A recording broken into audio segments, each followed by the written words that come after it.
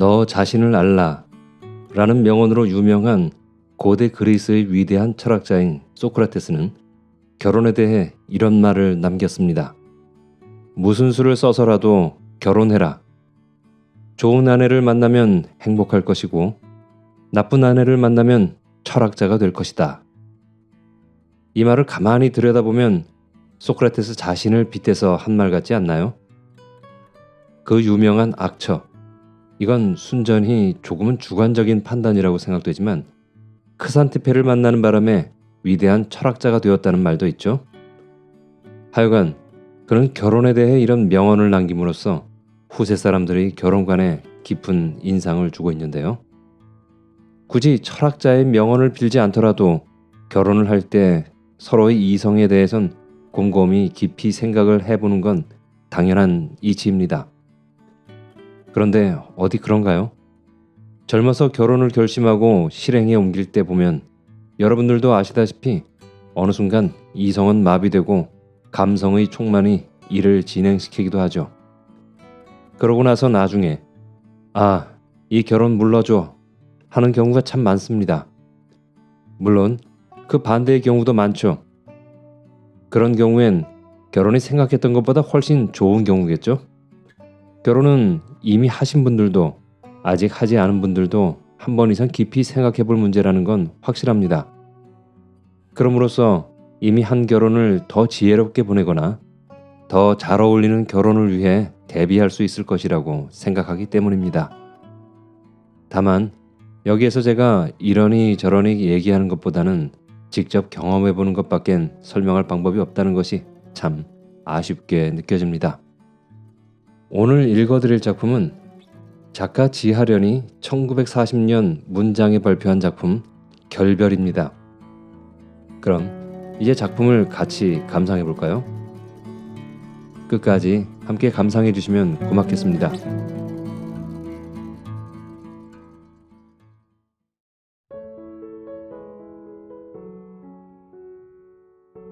결별. 지하련.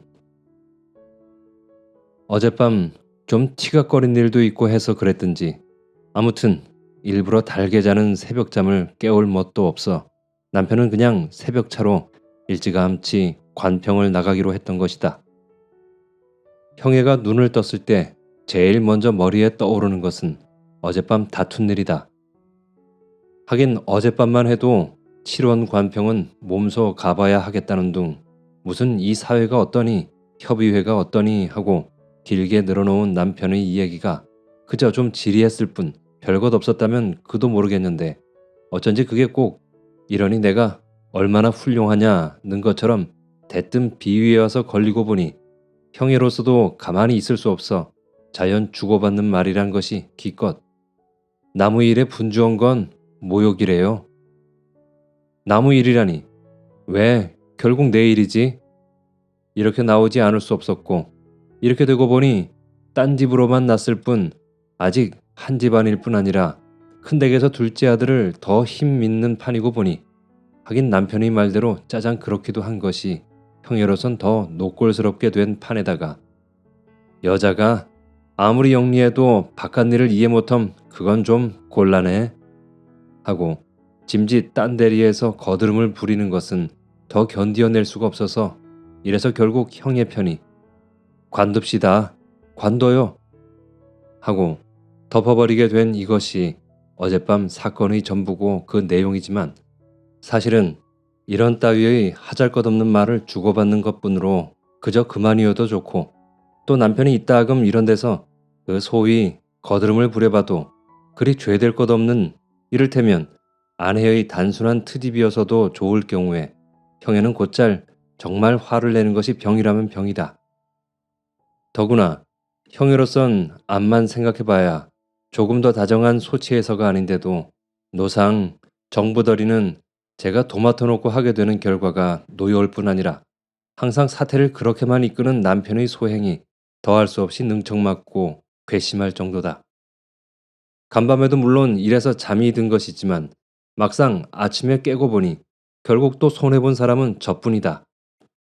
지금쯤 분주히 관평을 하고 있을 남편에게 비해서 이렇게 오두만이 누워 천장 갈비만 헤이고 어젯밤 일을 되풀이하는 제가 너무 호젓해 해서인지는 모르나 아무튼 일찍 일어났댔자 별로 할 일도 없고 또 일찍 일어나기도 싫어서 그냥 멍충이 누워 있으려니 어디난 거미줄 한 나불이 천장 복판에서 그네질을 한다. 형에는 어쩐지 그곳에 몹시 마음이 쓰이려고 해서 일어나 그걸 떼버릴까 생각하는 참인데 여잔 왜 관평을 하려 다니지 않을까 하는 우스운 생각 때문에 문득 실수하려던 마음 한귀퉁이에서 벼랑간 야단이 난다. 그깟 일 하고 발칵하는 것이다. 다음 순간 형에는 웬일일까? 내가 이렇게 비위를 잘 상우게 되는 것은 그를 대수롭게 여기지 않고 사랑하지 않기 때문이 아닐까? 하는 제법 맹랑한 생각이다. 하지만 그로서는 또 뭘 그렇게 치우쳐 다잡아 볼 것 없이 그저 남편을 사랑한다고 밖엔 도리가 없는 것이 이러지 않고는 사실 일이 너무 거창해서인지도 모른다. 정말 이래서 그는 그저 인망이 높다는 남편의 조우디 조합에는 그 눈자이가 가끔 비위를 상해 줄 뿐이라고 생각해 버리는지도 모른다. 뭘 별로 생각하는 것도 없이 그저 이러쿵 저러쿵 누워 있으려니 아주머니 운말댁에서 놀러 오시라요. 심부름하는 아이가 말을 전한다. 형에는 얼른 이불을 걷입고 일어났다. 운말댁이라면 그저께 정희 혼인이 있은 집이고 정희는 먼 촌 시누이라기보다 더 많이 여학교 때부터 절친한 동무다. 제 바람에 가볼 주제는 없었지만 아무튼 꽤 궁금하던 판이라 불이 나게 세수를 한 후 그는 서울 신랑 그 걸패 좋다는 청년을 함부로 머릿속에 넣어보면서 어느 때보다도 조심껴 화장을 했다. 저녁에 아저씨가 오셔도 운말댁에 갔다고 여쭙고 집안 비이지 말어라. 형애는 문 밖을 나섰다. 너무 마음써 치장한 때문인지 언제라도 입을 수 있는 흰 반호장 저고리에 옥색 치마가 쨍한 가을 볕살에 눈이 부신다. 어째 횟박을 쓴 것처럼 분이 너무 많이 발린 것도 같고 입술이 주홍처럼 붉은 것도 같아서 뒤뚝뒤뚝 어룰한 판인데 아이랴 새댁 나들이 가나 배 잔치집에 가요? 하고 마을집 노인이 인사를 한다. 네 하고 그저 인사를 받는 둥 마는 둥 하려니 어쩐 일로 그 노인이 꼭 얼굴만 보는 것인지 그는 귀밑이 화끈하다. 망할 노인네. 속으로 무슨 흉을 잡으려고. 형에는 괜히 이런 당차는 소갈치를 부리고 역부로 얼굴을 쳐들다시피 하고는 황황히 큰 길을 나섰다. 큰 길 옆 음식점 앞에선 무던히 키가 적고 다부지게 생긴 엿장사가 어느 우대 사투리론지 옆판을 치며 얼사냥을 빼고 있다. 그 옆에 우무릇한 애들, 손자를 앞센 노인, 뒷짐을 지고 괜히 주춤거리는 얼주정꾼. 이렇게 숱한 사람이 서 있었다. 암만 생각해봐도 어쨌든 그 앞을 지내칠 용기가 없을 상 싶어서 형에는 숫째 뒤돌쳐서 좁은 길을 잡았다. 좁은 길로 가면 학교 뒤 긴 담을 돌아서도 논뚝길로 큰 길 두 배나 가야 하고 그보다도 길이 험해서 애써서 보투시는 보선발에 흑알이 들어가면 낭패다. 그는 뉘집 사립가인지 죄 없이 하늘거리는 몹시 노란 빛깔을 한 채송화 포기를 일부러 잘근 밟으며 짜증을 냈지만 아무튼 굳이 이 길을 잡은 그 사람 됨됨을 비록 스스로 자조한다 친데도 영 갈 수 없었던 것은 의연 갈 수 없었던 것으로 어찌 할 수는 없다. 형애가 좁은 길을 거진 다 빠져나려고 했을 때다.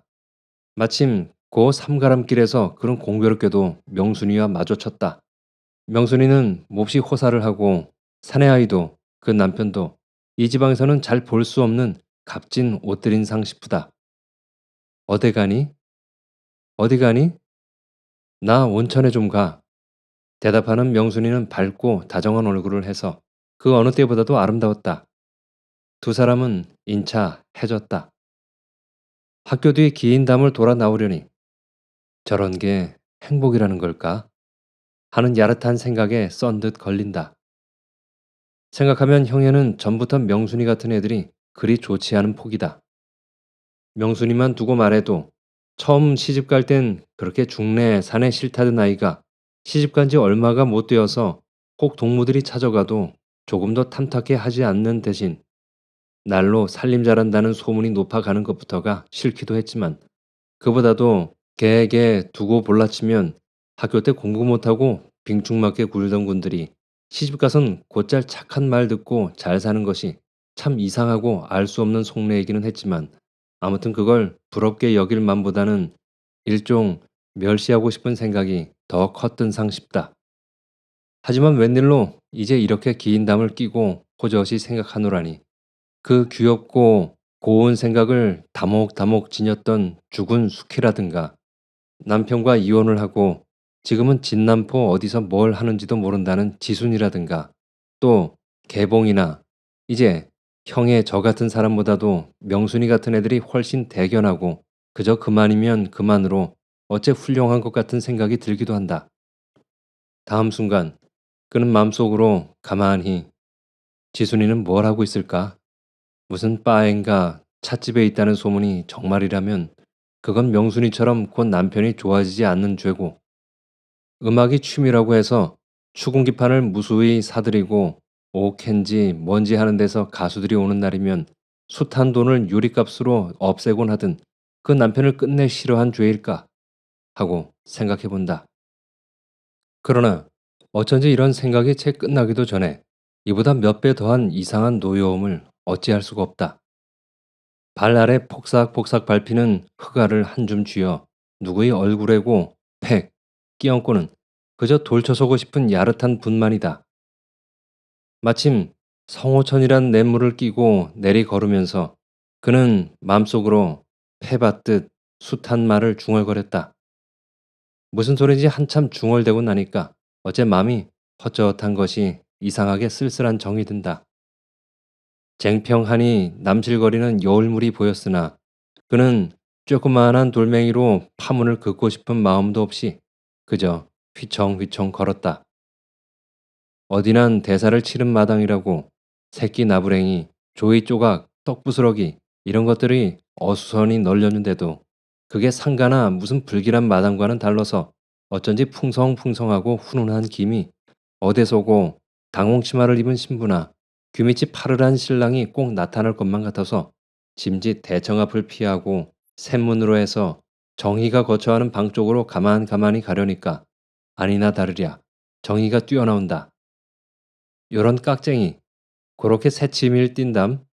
그래 모시러 보내지 않았으면 안 올 뻔했지? 정희는 야속하다는 듯이 눈을 홀긴다.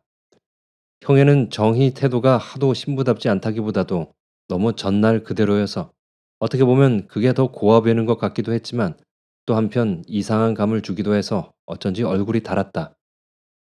형애가 정희에게 이끌려 마루로 올라서려니 여지껏 아랫목에 앉았던 두 사람의 수작을 보고 있던 퍽 해맑게 생긴 사나이가 밖으로 나온다. 형애는 속으로 저게 뭐니 뭐니 하는 이 집 사위로구나 했다. 정희는 그저 얼떨떨해 있는 형애에게 자리를 권할래 이 얘기를 건넬래 뭘 또 차려오게 하고 한참 부산하다. 얘 덥단다. 내가 왜 시집 왔니? 아랫목으로만 밀게. 형에는 도무지 적당한 말이 없어 곤란하던 차라 아랫목으로 앉힌 것을 다행으로 아무렇게나 말한 것인데 너 시집 좀 와보렴 하고 정의가 말을 바꿔보니 영문 없이 또 귀밑이 확확하다. 하긴 정의의 이런 말버릇이 이제 처음도 아닌 게고 또 뭘 이대도록 무안을 탈 것도 없지만 어쩐지 그는 왼편 바람벽 쪽으로 얼굴을 돌리고 말았다. 그랬는데 하필 그곳엔 채취가 풍기도록 고대 버섯 건것만 같은 넥타이가 끼어진 와이셔츠며 양복이 걸려 있어 여지껏 정의가 처녀였다는 사실과 이상하게 엉클어져 그는 또 한번 당황하지 않을 수 없었다. 그래, 얼마나 즐거우냐? 그는 급기야 애꿎은 정의를 놀리고만 셈이다. 너 1억이냐? 하는 듯이 정의는 고 초랑초랑한 눈으로 장난꾼이처럼 잠깐 형애를 쳐다봤으나 인차 무슨 마음으론지 예, 너 서울 가서 살자느련? 하고 생글생글 웃으며 묻는 것이다. 너희 서울엘 내가 못하러? 언젠가 왜 너희 신랑 서울로 취직된다더니 그거 정말이냐? 정희는 제 말을 계속한다. 쉬 갈지도 모르지만 아마 그이 혼자 가게 될 거다.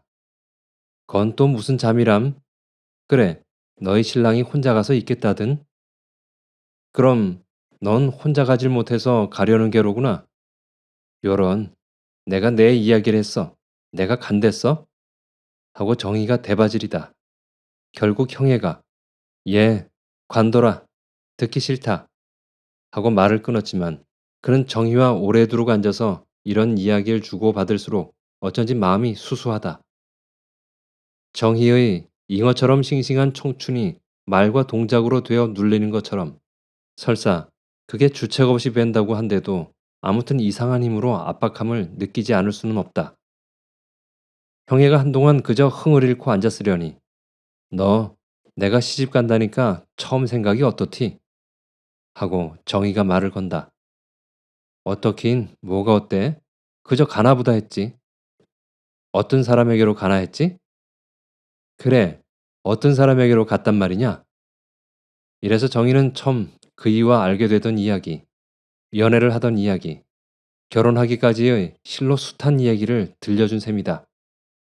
형애는 정희가 은연중에 결혼을 늦게 하는 사람은 의례 의지가 강하고 이상이 높다는 자랑을 하는 것 같아서 그야 좋은 연애를 해서 결혼하는 게 가장 이상일진 몰라도 연애라고 다 좋을 수야 있나 하고 자칫하면 불쾌해지려는 감정을 자그시 경험하면서도 웬일인지 또 한편 부끄러운 생각이 들었다. 학교를 마치던 해 정희와 도망갈 약속을 어기던 일, 별로 마음이 내키지도 않는 것을 어머니가 몇 번 타이른다고 그냥 시집갈 궁리를 하던 일, 생각하면 아무리 제가 한 일이라도 모두 지랄 같다. 그는 역불어 사과 한 쪽을 짚고 너 언제 시댁으로 가니? 해서 생각을 돌리려고 한다. 아직 잘 몰라. 정희는 왼통으로 있는 사과를 짚는다.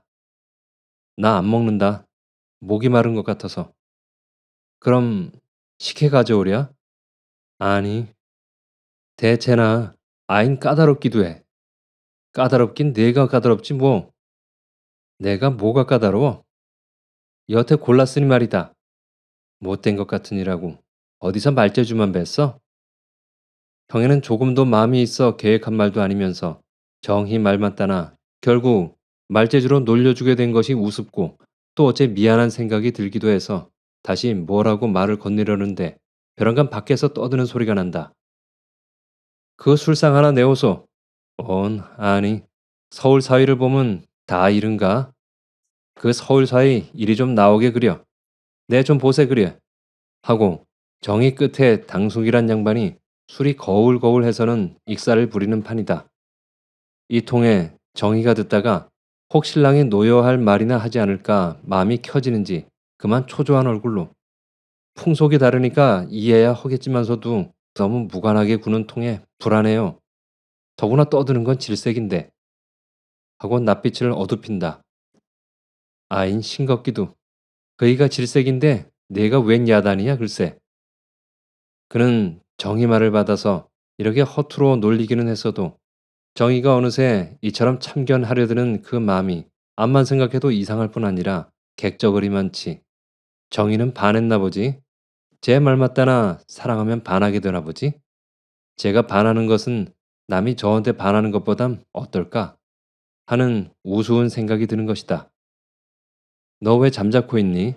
내가 수선을 떨어 불쾌하냐? 미쳤어. 그러나 정희는 뭘 별로 더 의심하려는 기색도 없이 그저 장난감을 감춘 소년처럼 또랑또랑 형애를 쳐다보며 참 우리 인사할까? 그이어구 하고 묻는다. 싫다 얘. 어리둥절해서 거절을 했을 때 정희는 몹시 섭섭한 얼굴을 했다. 결혼하기 전부터 이야기를 많이 했고 그때부터 소개할 것을 약속했다고 하면서 사람을 잘 이해한다는 것과 과히 인상이 나쁘지 않으리라고까지 말을 한다. 형에는 제가 거절한 것이 무엇으로 보나 정말이 못될 뿐 아니라 응당 알고도 시치미를 띤 이를테면 저보다는 깍쟁이 같은 속인 줄은 조금도 모르고 그저 안 돼 하는 정의에게 일종 죄스러운 생각이 들기도 해서 그렇게 자랑이 하고 싶다면 내 인사할 테니 작작 그만두자꾸나. 예. 하고 쉽사리 대답해 버렸다. 두 색시가 저녁상을 받고 앉았는데 정희 어머니가 들어왔다. 많이 먹으라는 둥, 혼인날 왜 안 왔느냐는 둥, 인사치레 허랴, 딸 걱정, 사위자랑 허랴. 갈피를 못 잡는 주인 마나님이 부산한 이야기를 귀 곁으로 형에는 제 생각에 기울었다. 고 좀채로 웃을 것 같지 않은 모습이 제법 무심하게 별로 말도 없이 그저 인사만 하던 신랑의 태도가 어쩐지 이상한 불쾌와 더불어 괴물을 도는 맴쟁이처럼 뱅뱅 머릿속을 떠나지 않는다. 정희 어머니는 이제 시집이라고 훌 가버리면 그만인데 자주 놀러 오게이. 이따가 밤참 먹고 오래 놀다 가게이. 하며 쉬 큰 방으로 올라갔다. 어머니가 나가자 정희도 따라 숟갈을 놓으며 왜 고만 먹니? 하고 쳐다본다. 넌 왜 고만 먹니? 둘이는 웃었다. 별 의미도 없는 그러나 몹시 다정한 웃음을 웃으면서도 어쩐지 형에는 점점 마음이 편칠 못하고 자꾸 어두워지려고 해서 곤란했다. 그런데다 정희가 못 모르고 자꾸 이 얘기를 꺼내놔서 더욱 딱하다. 그래서 그만 이빨이 쏜다고든지 두통이 심하다고든지 해서 피해볼까도 생각해봤으나 그러나 그럴 수도 없을 것 같아서 한 번 보고 그런 걸 어떻게 아니? 하고 말을 받았다. 깍정이 같으니라고. 그럼 꼭 좋단 말을 해야 한단 말이지? 그래, 참 좋더라. 말이 떨어지자 형에는 도로 세우고 앉힌 종아리를 사정없이 얻어맞았다. 아이 아퍼, 너 막 셀수누나? 난 갈 테다. 하고 형에는 종아리를 만진다. 그는 비단 장난한 말로뿐 아니라 정말로 조금 전부터 그만 갔으면 하는 생각이 들기도 했다. 노했니? 맘 놓고 때려서 아프냐? 눈이 꽝해서 잠자코 앉았는 형애를 보자 미안한 듯이 정의가 말을 건넨다. 그는 속으로 또 괜히 딴 대리를 잡누나 하면서 쑥스럽다 얘. 하지만 내 기쁨에 내가 공연한 희생을 당한 셈이니 사과해야 하지 않어? 하고 되도록 다정한 낯빛을 한다. 정의가 거진 방바닥에 닿도록 절을 하고 서로들 웃고 하는 판에 새댁들이 뭘 그리 크게 웃나? 하고 정이 큰 오라범댁이 문을 연다. 일갓집 젊은 댁들이 모여서 신랑 신부 데려오라고 야단이 났으니 빨리 큰 방으로 가자는 것이다. 먼저 오라범댁을 보낸 후 정희는 왜 오늘따라 오랬느냐고 짜증을 내다시피 하는 형애를 졸랐다. 다들 모여서 논다는데 빠지면 섭섭할 것 같아서 그랬지 뭐. 하긴 나도 별로 가고 싶은 건 아니야. 하지만 안 가면 또 뭐니뭐니 말썽이 귀찮지 않어? 그리고 그이들하고 놀아보면 구수한 게 의외로 재미있다 너. 하고 정희는 은근히 형애의 그 타협하지 못하는 곳을 나무라는 것이다. 형애는 그래 내 혼인놀이라는 게 아무렇기로니 내가 빠져야 옳단 말이냐 하고 짐짓 채치는 정희 말이 아니라도 아무튼 가야 할 것만 같아서 일어나긴 했지만 대소가 젊은이들이라면 모두 형유와는 동서빨이거나 아주머니 빨이겠는데 어쩐지 그는 전부터도 이 사람들을 대하기가 제일 거북했다. 따지고 보면 자기네들도 다 소학교라도 마친 사람들이고 이보다도 나들이 갈 때라든가 무슨 명일날 같은 때 볼라치면 고운 옷은 더 잘 입는 것 같은데도 어째 형애만 보면 연상 살금살금 갸우뚱하는 것만 같고 암만 애를 써도 그 사람들과는 도저히 어울리질 않을 것만 같아서 오히려 완고한 할머니들을 대하기보다도 더 힘이 들고 싫었다. 암만 해도 난 그만둘까봐. 형애는 한 번 더 주저한다. 아인, 뭐가 그리 무서냐? 정희는 갑자기 어른 티를 부리고 말하는 것이다. 전에도 이런 경우엔 일수 정희에게 야단을 맞는지라. 무섭긴 누가 무섭대? 하고 그는 일부러 나지막한 대답을 하려는데 그럼 뭐냐? 너 그거 결국 못난 거다. 하고 정말 야단을 하는 것이다. 형에는 정희가 너무 윽박지르려고만 하는 것처럼 자칫 노여운 정이 들려고도 해서 못나도 할 수 없지 뭐 하고 말해버린다. 글쎄 그렇게 말하면 그건 또 딴 게지만 아무튼 가야 해요. 고대 잘 놀다가 뭐가 무섭다고 도망한 것처럼 되면 그거 화나지 않어? 정희는 두 손을 한데 모으고 자, 갑시다. 제발 가주시옵소서 하는 듯이 비는 흉내를 한다. 형에는 하는 수 없기도 했지만 그보다도 정말 오라버니처럼 친절한 것이 오늘따라 더 가슴에 와서 아인 극성이기도 해 하고 따라 나왔지만 축대를 내려서면서 그는 마음속으로 누구에게나 귀여움을 받을 수 있는 사람, 됐다에 갖다 놔도 사귀고 살 수 있는 사람은 결국 마음이 착한 사람이 아닐까 싶어져서 어쩐지 외로운 정이 들었다. 두 색시가 들어서려니 야, 이 신부는 본래 일이 비싸냐? 자넨 또 언제 왔는가? 하고 형제에게도 인사를 할래. 모두 왁자깨하다. 신부는 신랑 옆으로 가고 자넨 이리 오게. 그중 나이 지긋한 정의 종숙모가 농을 섞어가며 자리를 치워준다. 신부는 신랑 옆으로 가라니께 온 신식 신부도 부끄러움을 타나? 이래서 방안은 한바탕 짜글했고 형에는 도무지 태도가 어눌해서 난감했다. 함부로 웃고 떠들 수는 세상엔 없고 그렇다고 가만히 있으려니 뭘 대단히 뽐쓰리기나 하는 것처럼 주목이 오지 않을까 조바심이 난다. 하지만 사실은 이것보다도 정의와 나란히 앉은 때문인지 신랑이 자꾸만 보는 것 같아서 영 곤란했다. 이어 방 안엔 한참 공론이 분분하다.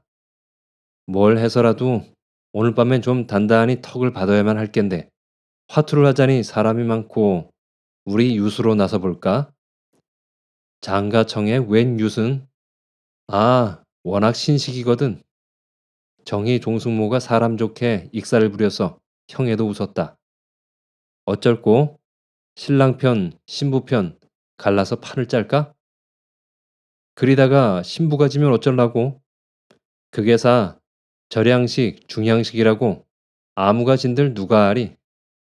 우리는 그만 한 턱만 받으면 되는 판 아닐까서? 이래서 방안은 또 끌어올랐고 유파는 벌어진 셈이다. 유시야 하고 손뼉을 치기도 하고 뭐야 모면 모개에 있는 놈 개로 잡고 방으로 들거라. 이 모양으로 웬일인지 점점 신부편이 우세를 취해가는데 형에는 다행히 신부편이어서 줌이 사뭇 버는 육가락을 잡을 차례가 또 왔다. 자, 요번엔 자넨 무엇보다도 유시나 도로에서 육길에 있는 두 동백이 놈을 먼저 잡고 가야 하네. 형에는 어쩐지 진작부터 가슴이 두근거리고 팔이 후들후들해서 그냥 아무렇게나 던진다고 던진 것이 하필 걸로나 이미 걸길에 가 있는 신부편 말을 쓴다면 뒷길로 도에 가 있는 신랑편 말이 죽는 판이고 그 도에 가 있는 말은 또 공교롭게도 고대 막 신랑이 보내놓은 말이다. 벼랑간 와 소리치는 손뼉이 일어났다. 여지껏 별로 흥겨워하는 것 같지도 않고 굳이 승부를 다투려고도 않던 신랑이 판국이 일이 되고부터는 약간 성벽을 부려보려는 자세였으나 결국 윷길에 가 있는 신부편 말을 놓치고 승부는 끝이 났다. 손뼉을 치랴 신랑을 놀리랴 방안은 한참 부풀었다. 초장부터 졌으니 누가 쑥인구? 아이기야 고든 눈썹 잡고는 말도 못한다지? 이렇게 웃고 떠드는 통에 요리상이 들어오고 신랑이 노래를 청하고 한참 신이 난다. 형에는 더운 체하고 정이와 훨씬 떨어져 문 옆으로 와 앉았다. 그랬는데도 노래는 여자가 하는 법이라고 겨냥을 정희에게로 돌리려는 신랑의 눈과 그는 또 한 번 마주쳤다.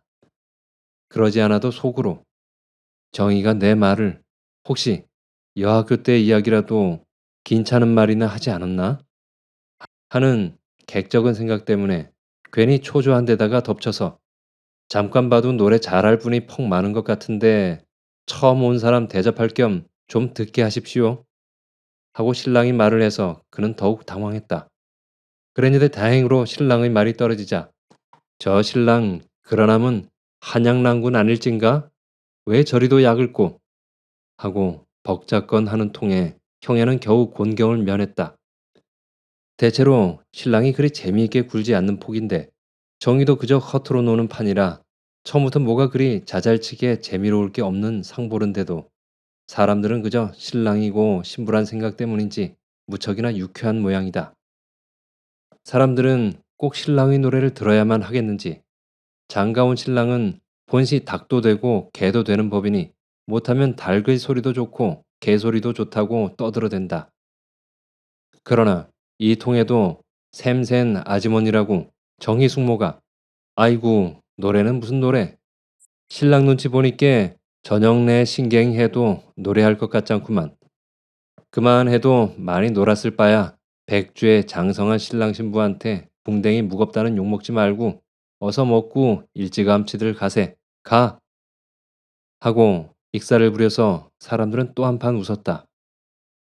헤쳐가는 사람들 틈에 끼어 형에도 가려고 하는 것을 정의가 굳이 잡았다. 오늘 밤엔 선생으로 매실 테니 더 좀 놀다 가라 얘.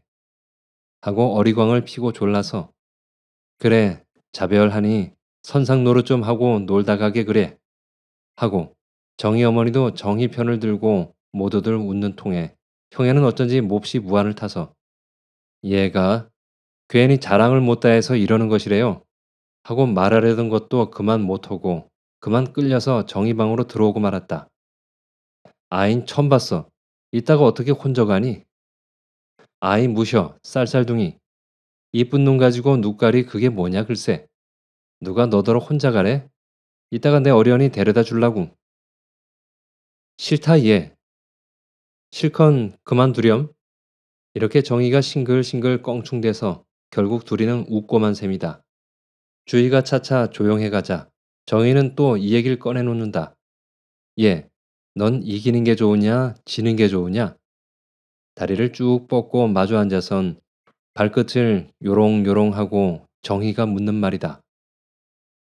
건 또 무슨 소리야? 아니, 넌 신랑한테 이기냐, 지냐 말이다. 형애는 정의의 언제나 버릇으로 앞도 뒤도 없이 톡 잘라 내놓는 말이라든가 어린애 같은 그 표정이 우습다기보다도 어쩐지 결국 끝에 가선 저희 신랑 얘기를 할 게다 하는 생각이 들자 이번엔 방정맞으리만치 폭 솟구려는 웃음을 참아야 할 판이다.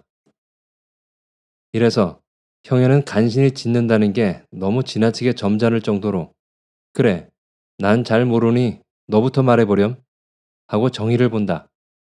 깍정이 같으니 그래 난 지는 게 좋다. 일부러라도 지려고 해. 어떠냐? 그럼 대우는 좋아하는 게지? 그래 좋아하기도 해.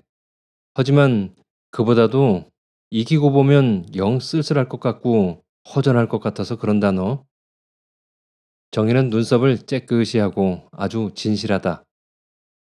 그럼 행복이란 널 위해서 준비됐게? 아인 남의 말을 하고 정희는 때리려는 신용을 한다. 아니고 뭐냐? 좋아해서 지고 싶고 지면 만족하고 설사 그곳에 어떤 희생이 있대도 즐겨 희생하는 곳엔 고통이 없는 법 아냐? 너 왜 이렇게 막 뻐기니? 무섭다 얘 관두자. 이번엔 정의가 얻어맞힐 뻔한다. 형애는 뻐기는 것까지는 좀 거짓말일지 모르나 아무튼 너무 정색한 것을 깨닫자. 그럼 너만 뻐기련? 하고 어름어름 웃으면서도 어쩐지 부끄럽다. 정의는 아닌 게 아니라 제가 지는 것으로 해서 조금도 자존심이 상할 리 없다는 설명과 지고도 만족하다면 그 사람은 행복할지 모른다는 것을 말하면서 그 일을 오라해서 같이 이야기하고 놀았으면 좋겠다고 한다. 형애는 웬일인지 거의 폭발적으로 콱 터져나오는 웃음을 참을 수가 없다. 나온 그렇대도 글쎄 누가 너희 신랑을 못 봤다고 이렇게 야단이냔 말이다. 형애는 이런 심부하고는 전 소라통이야 왜? 하고 토라지려는 정의 말을 듣는 둥 마는 둥 소라통이 아니면 뭐냐 그럼? 하고 그저 웃었다. 조금 후에 형애는 전에 달러 별 대꾸도 없이 그저 시무룩해 있는 정의를 발견하자 훔칫 너무 심히 굴지 않았나? 하는 후회가 난다. 제가 슬플 때라던가 기쁜 때 꼭 어린애처럼 순진해지는 정의인 것을 누구보다도 잘 아는 형애로서는 정의가 하는 노릇을 단지 자랑으로만 볼 수는 없다. 형애는 속으로 제가 좋아하는 내가, 제가 좋아하는 그이와 친했으면, 제가 좋아하듯 서로 좋아했으면 하는 이를테면 정의다운 마음씨가 아닐까 싶어서 더욱 짓궂게 군 것이 미안해진다. 너 노했니? 못났다 얘. 그럼 그렇게 생판이냐? 뭐가 생판이야? 어린애란 말이다. 어린애라도 좋아. 한순간 둘이는 이상하게 부끄러운 어색한 분위기에 쌓였으나 그러나 인차 정의는 훨씬 명랑해져서 이따금 난 네가 몰라져서 쓸쓸탄다 하며 트집까지 부린다. 전에도 이런 경우엔 맡아놓고 정의가 해결을 지워줬지만 형에는 진정 마음으로 이날처럼 고마운 적은 별로 없다. 그리고 또 이날처럼 그걸 모른 척 해본 적도 없다. 모르긴 뭘 몰라 하고 형에는 되도록 남의 말처럼 무심하려는데 그럼 데려오랴? 하고 낙구쳐서 그는 너도 참 하고 당황한 웃음을 웃지 않을 수 없었다. 자정이 훨씬 넘어서야 형에는 정희 집을 나섰다. 혼자 가도 괜찮다고 사양을 했지만 결국 세 사람은 가까운 길을 버리고 해안통을 나란히 걸었다. 중앙 잔교를 지나서 뗏목으로 만든 긴 나룻가에를 나서려니 조그막식한 산들이 병풍처럼 둘러 있어 언제 보아도 호수 같은 바다가 안전해서 찰싹거린다. 왜 안개가 끼려고 할까? 뽀얀 안개가 산이고 바다이고 김처럼 스려 있어 조금도 가을 같지가 않다. 왜 안개가 낄까? 이번엔 신랑이 묻는다. 혹 비가 오려면 안개가 낀대지만 정희는 말끝을 맺지 않고 하늘을 본다. 신랑도 따라 그저 은하수를 할 것만 같은 하늘을 쳐다봤다. 아지랑이가 꼈든 안개가 꼈든 요리알처럼 용롱한 하늘이 사뭇 높아서 하늘은 아무리 봐도 가을 하늘이다. 그러나 그게 조금 더 북방 하늘처럼 쇠락한 감을 주지 않는 것이 더욱 연연한 정을 주지 않는가. 음산한 가을비가 오다니 모를 말이다. 정희는 이제 여름밤을 보라고 연성 자랑이다. 정희 말을 들으면 비가 오려고 하는 전날 밤과 비가 개인 날 밤이 여름밤치고도 제일 곱다는 것이다. 그렇게 하늘만 고운가? 고 신랑이 웃음의 말로 정희 말을 받으며 힐끗 형애를 봤다. 형애는 잠자코 있기가 어쩐지 거북해서 처음이세요? 하고 그저 얼핏 나오는 말을 한 것이지만 제가 생각해봐도 대체 뭐가 처음이냐는 것인지 모를 말이라 더욱 어색했다. 정희는 신랑이 이제 처음 와본다는 것과 대단히 좋은 곳이라고 형의 말에 인사를 하자 더 신이 나서 섬으로 낚시질을 가 조개를 캐고 소라를 따는 이야기, 섬의 밤은 무척 꺼먹고 이심이가 산다는 바윗돌이 무섭다는 이야기를 했다. 또 신랑이 짐짓, 바닷가 색시들은 사나울 게라 하고 말을 해서 형에도 웃었다. 왜 바다가 얼마나 좋은데 그래? 우린 되우 슬프거나 외로울 땐 갑자기 바다가 그리워지고 풍랑이 몹시 이는 바다에 가서 죽고 싶대요. 그건 또 웬일일까? 물귀신의 넋일까? 하고 신랑이 웃고 정이 말을 받으며 이러다간 내일 도망하게 되리다 해서 색시들은 자지라지라고 웃었다. 정희는 신랑이 그 큰 소리로 웃지들이나 좀 말라고 하는 것이 더 우습고 재밌다는 듯이 남해에서 배를 타고 여수로 가려면 바다에 나간 남편을 기다리다 죽은 원기가 있는 섬이 있는데 혹 비가 오려는 날 어선이 그곳을 지나노라면 아주 구슬픈 울음소리가 들린다는 이야기. 또 옛날에 어떤 총각이 돌치라는 아주 조그마한 섬에 가서 고기를 낚고 살았는데 하루는 달밤에 고기를 낚느라니 아주 머금어 빼친 듯한 처녀가 호련히 나타나서 밤마다 놀다가는 꼭 새벽이면 눈물을 흘리고 물속으로 들어갔다는 이야기를 장난꾸니처럼 제잘대며 알고 보니 그게 바로 인어였대요 하고 사불안거린다. 정말 인어라는 게 있을까? 형에는 싫도록 들어온 이야기지만 어째 이상한 생각이 속옷이 들어서 정이 보고 말한 것인데 그럼 있지 않고요 하고 신랑이 말을 받았다. 내 보기엔 당신네들로부터 수상한 것 같수다. 하는 것처럼 색시들이 얼굴을 보며 웃는 것이다. 형에는 전에 없이 아름답고 즐거운 밤인 것을 확실히 느낄수록 어쩐지 점점 물새처럼 외로워졌다. 저와 상관되고 가까운 모든 사람이 하나 이방인처럼 느껴지는 순간 그는 저와 가장 멀리 있고 일찍이 한 번도 사랑해 본 기억이 없는 허다한 사람을 따르려고 했다. 형에는 머리를 숙인 채 몇이나 됐을까? 하고 말을 건넨다. 글쎄, 조금 후 일어나는 색시들을 따라 신랑도 일어서면서 왜들 물속으로 들어가지 않느냐고 해서 셋이는 모두 웃었다. 세 사람이 새로 된 매축지를 거진 다 돌아나려고 했을 때 어디서 길다란 기적이 아슴풀에 들려왔다. 정말 날씨가 구지려나 보지? 정의가 혼잣말처럼 사분거린다. 무슨 징조로 자꾸 비가 온다는 거요? 하고 신랑이 물어서 이제 막 들리는 기적 소리가 바로 날이 구지려울 때 들린다는 것과 그게 바로 낙동강을 지나는 열차의 신호라고 정의가 설명을 한다. 형에는 이 야심하면 흔히 들을 수 있는 기적 소리가 이제 웬일로 칼날보다도 더 날카롭게 별똥보다도 더 빠르게 가슴에 오는 것인지 별 까닭도 없고 어디 논지할 것도 없어 더 크고 깊은 억울함에 그냥 목 놓아 통곡하고 싶은 감정을 자긋이 깨물며 머리 숙인 채 잠자코 걸었다. 세 사람이 거진 형의 집 앞까지 왔을 때 미안합니다. 괜히 이렇게 하고 형애가 그 뒷말을 몰라 하는 것을 또 뵙겠습니다. 하고 신랑이 얼른 말을 받아주었다. 형애는 꼭 지쳐진 대문을 열고 들어서선 빗장을 꽂고 다시 고리를 걸었다. 남편은 벌써 돌아와서 잠이 들었던 모양으로 새도록 무슨 마을인가? 하고 제법 농을 섞은 꾸지람을 했다. 형애가 자리에 누울 때쯤 해서 남편은 담배에 불을 댕구며 뭘 하는 사람이래? 하고 말을 건넨다. 그냥 공부하는 사람이래요. 하고 형애가 말을 받으니까 남편은 짐짓 좀 피식이 아 여태 학교를 다녀? 하고 묻는다. 꼭 학교를 다녀야만 공부를 하나?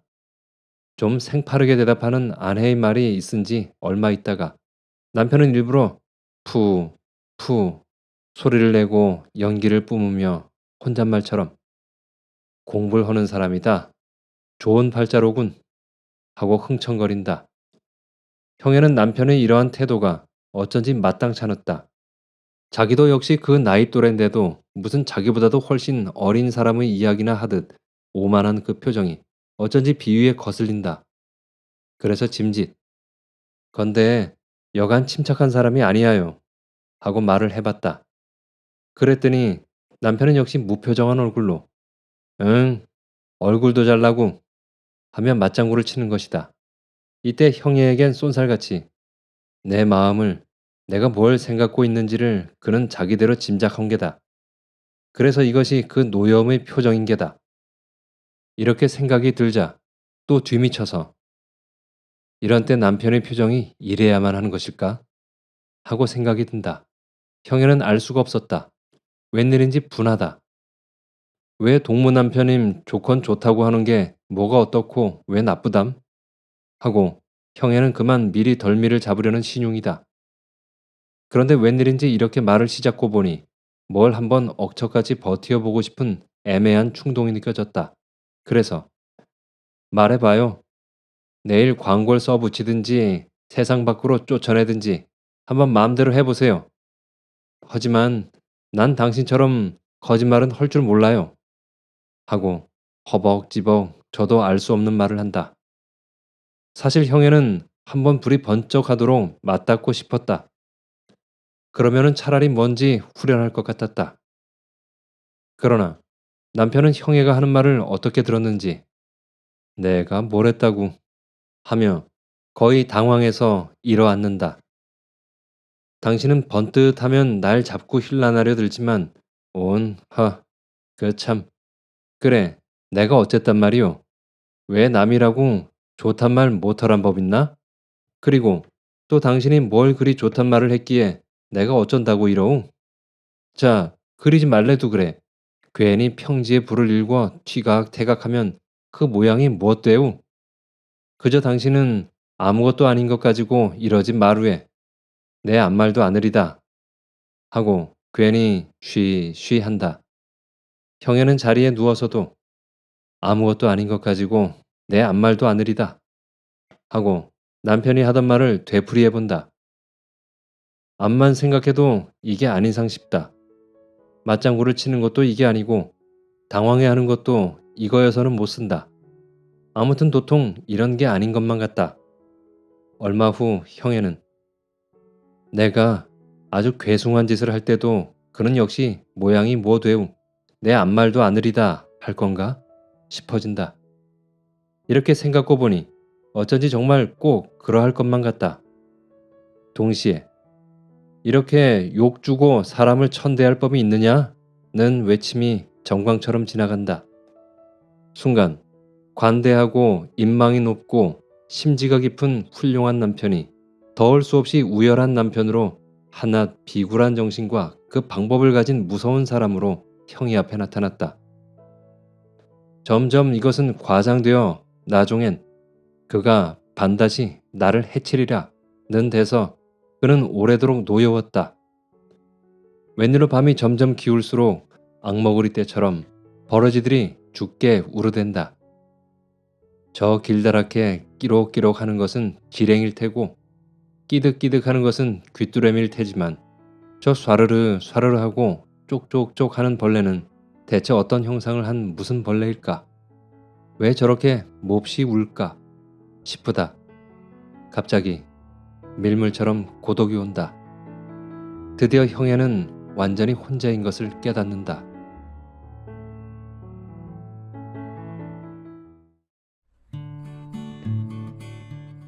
재밌게 감상하셨나요?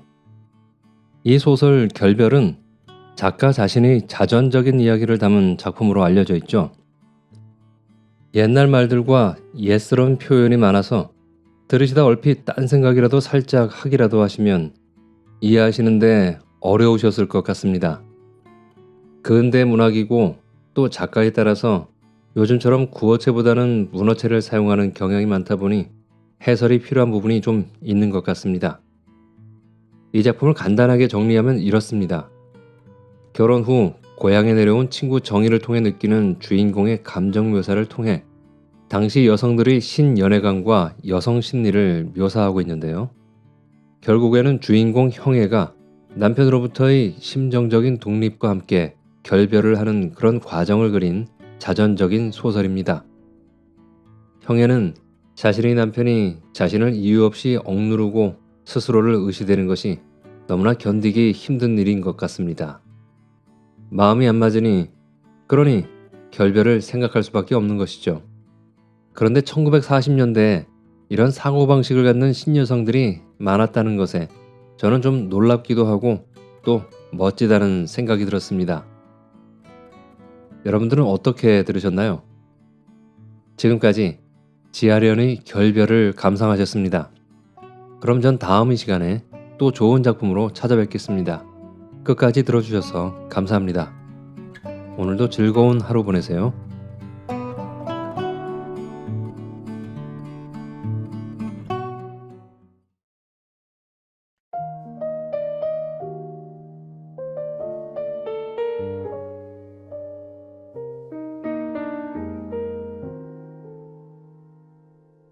그대는 모르죠 당신이 얼마나 아름다운지 거울 속 자신을 보며 한숨만 쉬는 그대 세상이 말하는 기준에 그대를 맞추려 하지만 나는 알아요 그대로의 그대 모습을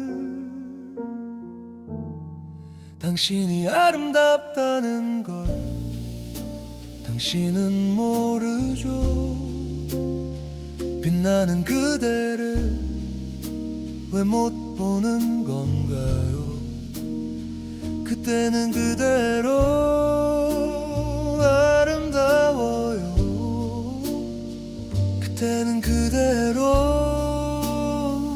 완벽해요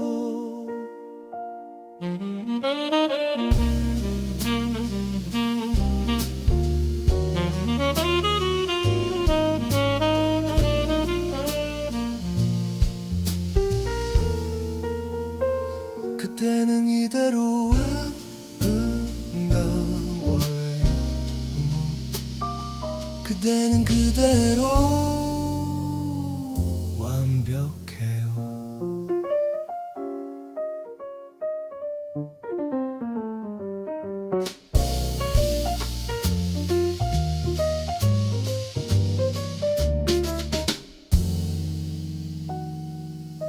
작은 것에 신경 쓰며 자신을 탓하는 그대, 하지만 내 눈에는 모든 게 완벽해요.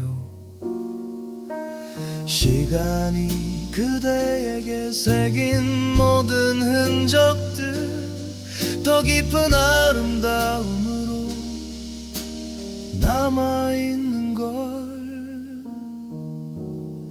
당신이 아름답다는 걸 당신은 모르죠.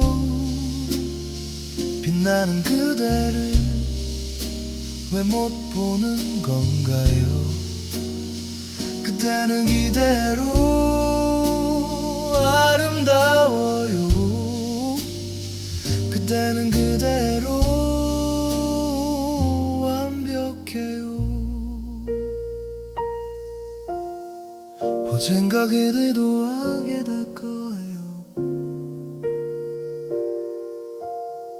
거울 속 그대가 세상 아름답다는 걸, 당신이 아름답다는 걸 당신은 모르죠. 있는 그대로가 완벽하다는 걸 그대는 모르죠. 나의 눈에 비친 그 모습이 얼마나 소중한지.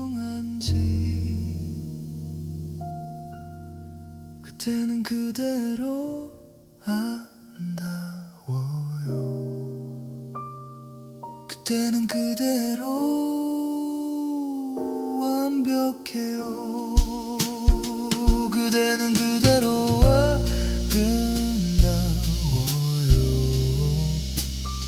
그대는 그대로 완벽해요. 그대는 그대로 빛나는 사람, 그대는 그대로 사랑스러워요.